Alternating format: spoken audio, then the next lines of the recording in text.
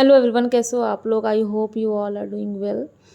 And आज next chapter पढ़ते हैं। Thank you so much guys for watching my videos and also comment करने के लिए lot of thanks.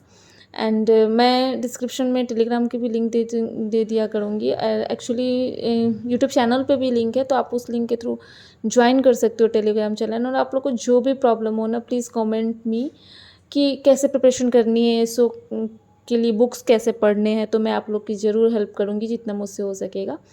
And thank you so much guys. And guys comment करना नहीं भूलिएगा, क्योंकि it's feel me so good.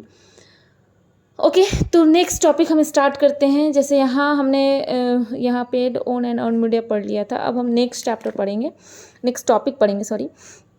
तो नेक्स्ट है आपका वैल्यू एंड सेटिस्फैक्शंस। यहाँ एक है कस्टमर वैल्यू ट्रैड।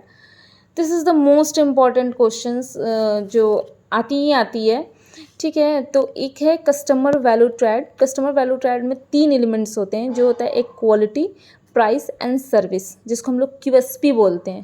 क्यूएसपी मॉडल भी बोल सकते हैं इसको, या फिर कस्टमर वैल्यू ट्रैड भी बोल सकते हैं। तो कस्टमर वैल्यू ट्रैड एक ट्रायंगल बनाता है जिसमें क्वालिटी, सर्विस और प्राइस की बात की गई है। मतलब कि कस्टमर की जो वैल्यू होती है, मतलब प्रोडक्ट की जो वैल्यू होती है वो किस पे डिपेंड करती है, तो वो बेसिकली उसकी क्वालिटी, प्राइस और उसके सर्विस पर डिपेंड करती है। वैल्यू सिग्निफाइज करता है कि benefit data customer gets from the product. Product से कस्टमर को क्या बेनिफिट मिला है, वही उसी को हम लोग क्या कहते हैं, वैल्यू बोलते हैं, है ना।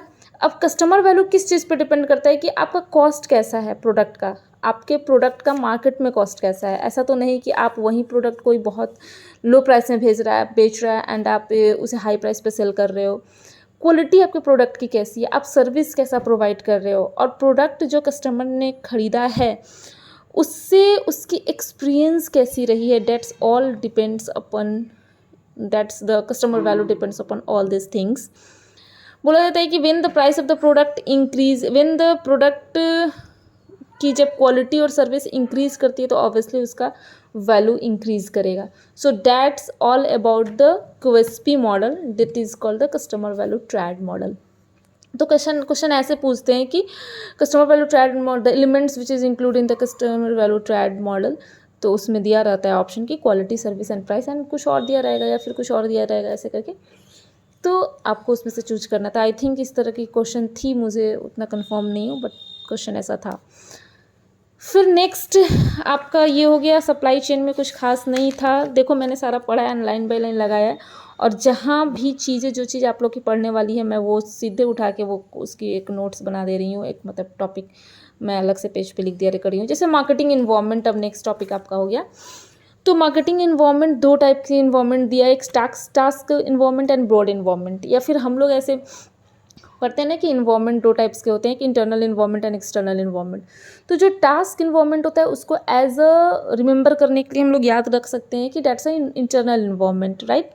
एंड ब्रॉड इन्वायरमेंट जो होता है वो एक्सटर्नल इन्वायरमेंट होता है।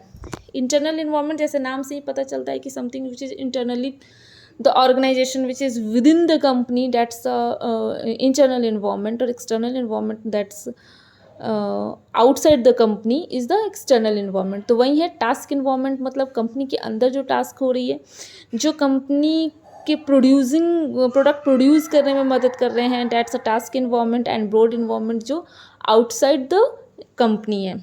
तो इसमें कुछ है कि टास्क इन्वायरमेंट क्या क्या होता है, कंपनी है, सप्लायर्स हैं, डिस्ट्रीब्यूटर हैं, डीलर्स हैं, मतलब actors involve in producing, distributing and promoting the offerings. मतलब वो एक्टर्स जो इन्वॉल्व हैं प्रोडक्ट को प्रोड्यूस करने में, ठीक है, उस प्रोडक्ट को डिस्ट्रीब्यूट करने में, ट्रांसपोर्टेशंस वगैरह हो गया, एंड उसे उसको प्रोमोट करने में, डेट एडवर्टाइजिंग एजेंसी,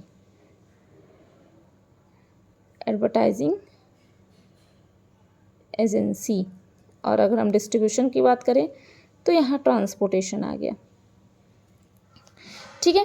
तो डैट्स वो सारी किस में होती है, टास्क इन्वायरमेंट में होती है। अगर हम प्रोडक्ट को प्रोड्यूस कर रहे हैं तो प्रोड्यूसिंग में आपके बहुत सारे लोग आ सकते हैं, आपके लेबर आ गए हैं, ठीक है, आपके सप्लायर्स आ गए हैं, तो ये सारे हो गए आपके internal to the organisations. And promotions में आपकी एडवर्टाइजिंग एजेंसी वगैरह हो गई, डिस्ट्रीब्यूशन में आपका ट्रांसपोर्टेशन हो गया। तो ये सारी चीज़ इंटरनल टू द ऑर्गेनाइजेशन है जो प्रोडक्ट को प्रोड्यूस करने में मदद करती हैं, तो ये हमारा टास्क इन्वॉल्वमेंट के अंदर आता है, राइट। फिर आता है ब्रॉड इन्वॉल्वमेंट। ब्रॉड इन्वॉल्वमेंट का मतलब एक्सटर्नल टू द ऑर्गेनाइजेशंस, जैसे जिसको इसको सिंपल लैंग्वेज में याद करने के लिए एक है कि पेस्टल, जिसको हम लोग बोलते थे कि याद रहे, पेस्टल मतलब पॉलिटिकल इन्वॉल्वमेंट, ई का मतलब इकोनॉमिकल इन्वॉल्वमेंट, एस का मतलब सोशल इन्वॉल्वमेंट, टी का मतलब टेक्नोलॉजिकल इन्वॉल्वमेंट, ई का मतलब इकोनॉमिकल इन्वॉल्वमेंट, एंड एल का मतलब लीगल इन्वॉल्वमेंट। ठीक है, तो ये पेस्टल जो है ये, तो ब्रॉड इन्वॉल्वमेंट में जैसे मैंने बताया कि पेस्टल होता है, यहाँ मेरी से थोड़ी सी गलती हो गई थी। तो पेस्टल में हो गया पॉलिटिकल, ई का मतलब इकोनॉमिकल, एस का मतलब सोशल, टी का मतलब टेक्नोलॉजिकल, ई का मतलब इन्वायरमेंटल और एल का मतलब लीगल इन्वॉल्वमेंट। तो पॉलिटिकल में क्या आता है, जो भी गवर्नमेंट से रिलेटेड पॉलिसी वगैरह होती है, ठीक है। एक्सटर्नल टू द ऑर्गेनाइजेशन मतलब जिस पे आपका कंट्रोल नहीं है। तो पॉलिटिकल का हो गया जिससे गवर्नमेंट की पॉलिसी, गवर्नमेंट क्या पॉलिसी बनाती है, ऑब्वियसली जो भी गवर्नमेंट चेंज होती है तब तब रूल एंड रेगुलेशंस भी चेंज होते हैं, है ना, जिस पे कोई भी ऑर्गेनाइजेशन का कंट्रोल नहीं है। फिर आता है इकोनॉमिकल। इकोनॉमिकल का मतलब इकोनॉमी से रिलेटेड, जैसे इन्फ्लेशन हो रहा है, डिफ्लेशन हो रहा है, अनएम्प्लॉयमेंट रेट बढ़ रहा है, पॉपुलेशन सोशल में आता है।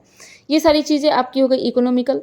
सोशल में क्या क्या आएगा, सोशल इन्वॉल्वमेंट में आपका पॉपुलेशन, आपकी लोगों की लाइफ स्टाइल जो सोशल इफेक्ट डालता है, सोशल कंसिक्वेंसेज जिसके होते हैं, वो हो गया सोशल इन्वॉल्वमेंट। टी का मतलब टेक्नोलॉजिकल अवेयरनेस, लोग में कितना, लोग टेक्नोलॉजी के बारे में कितना जान रहे हैं। ई का मतलब इन्वायरमेंटल, जो हमारे हाथ में नहीं है, वेदर क्लाइमेट, ये सारी चीज़ें किसी भी के हाथ में नहीं है, तो ये आपके इन्वायरमेंटल हो गए। और एल का मतलब लीगल, मतलब जो लॉ बनाए जा रहे हैं, जो जैसे कंज्यूमर प्रोटेक्शन एक्ट बनाया गया, बैंकिंग अम्यूजमेंट एक्ट बनाया गया, जितने भी जो एक्ट बनती है वो लीगल से रिलेटेड होती है। तो ये हो गई आपका broad involvement. And for the kind information, अगर आपको याद रखना है कि हाँ थोड़ा सा शॉर्टकट जो हमारे दिमाग में रहे, तो internal to the organisation which have the control of the organisation, जिस पे ऑर्गेनाइजेशन का कंट्रोल हो तो वो इंटरनल टू द ऑर्गेनाइजेशन हो गया। एंड जिस पे कंट्रोल ना हो, that is the external to the organisation, तो उसको हम लोग एक्सटर्नल इन्वॉल्वमेंट कहते हैं, मतलब task involvement, and sorry broad involvement. और टास्क इन्वॉल्वमेंट जो इंटरनल टू द ऑर्गेनाइजेशन हो गया। तो ये आपका इन्वॉल्वमेंट हो गया। इन्वॉल्वमेंट में कौन कौन सा दो टाइप्स होते हैं, customer value chat. So that's all about today. और अब नेक्स्ट टॉपिक हम कल नेक्स्ट वीडियो में पढ़ेंगे। So guys please like share and subscribe to my channel if it is helpful for you. And please comment करके ज़रूर बताइएगा video आपको कैसी लगी। And if you have some suggestions then suggest me, I will improve my videos. Okay, thank you so much guys, bye bye.